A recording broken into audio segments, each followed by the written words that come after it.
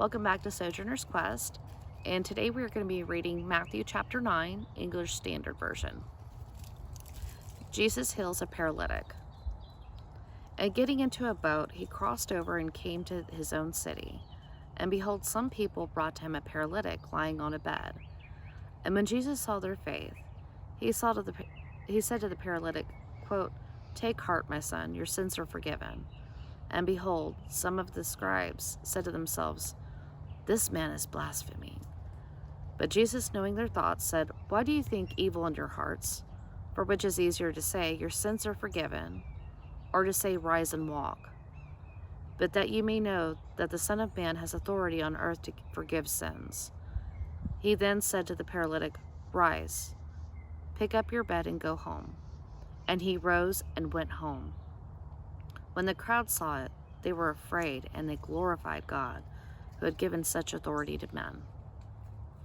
Jesus calls Matthew. As Jesus passed on from there, he saw a man called Matthew sitting at the tax booth, and he said to him, "Follow me." And he rose and followed him. And as Jesus reclined at a table in the house, behold, many tax collectors and sinners came and were reclining with Jesus and his disciples. And when the Pharisees saw this, they said to his disciples, "Why does your teacher eat with tax collectors and sinners?" But when he heard it, he said, "Those who are well have no need of a physician, but those who are sick. Go and learn what this means.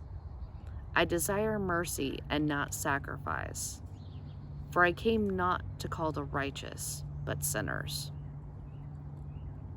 A question about fasting. Then the disciples of John came to him, saying, "Why do we and the Pharisees fast, but your disciples do not fast?" And Jesus said to them, "Can the wedding guests mourn as long as the bridegroom is with them? The days will come when the bridegroom is taken away from them, and then they will fast. No one puts a piece of unshrunk cloth on an old garment, for the patch tears away from the garment, and a worse tear is made. Neither is new wine put into old wineskins. If it is, the skins burst, and the wine is spilled, and the skins are destroyed. But new wine is put into fresh wineskins, and so both are preserved." A girl restored to life, and a woman healed. While he was saying these things to them, behold, a ruler came in and knelt before him, saying, "My daughter has just died, but come and lay your hand on her, and she will live." And Jesus rose and followed him and his disciples.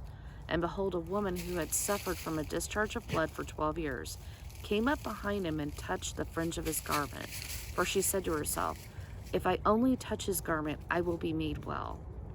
Jesus turned and seeing her said, "Take heart, daughter, your faith has made you well." And instantly the woman was made well.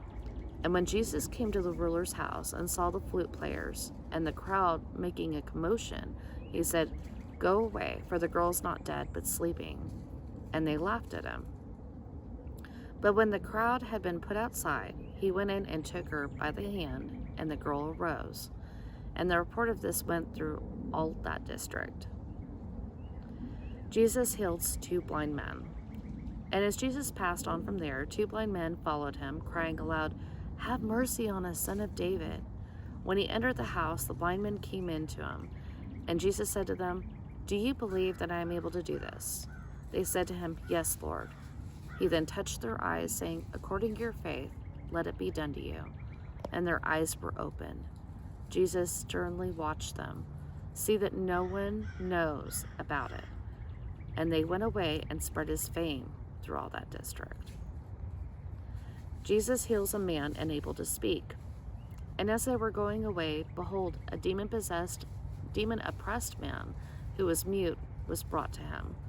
And when the demon had been cast out, the mute man spoke. And the crowds marveled, saying, "Never is anything like this seen in Israel." But the Pharisees said, "He casts out demons by the prince of demons." The harvest is plentiful, the laborers few. And Jesus went throughout all the cities and villages, teaching in the synagogues and proclaiming the gospel of the kingdom and healing every disease and every affliction. And when he saw the crowds, he had compassion for them, because they were harassed and helpless like sheep without a shepherd. Then he said to the disciples, "The harvest is plentiful, but the laborers are few. Therefore pray earnestly to the Lord of the harvest to send out laborers into his harvest."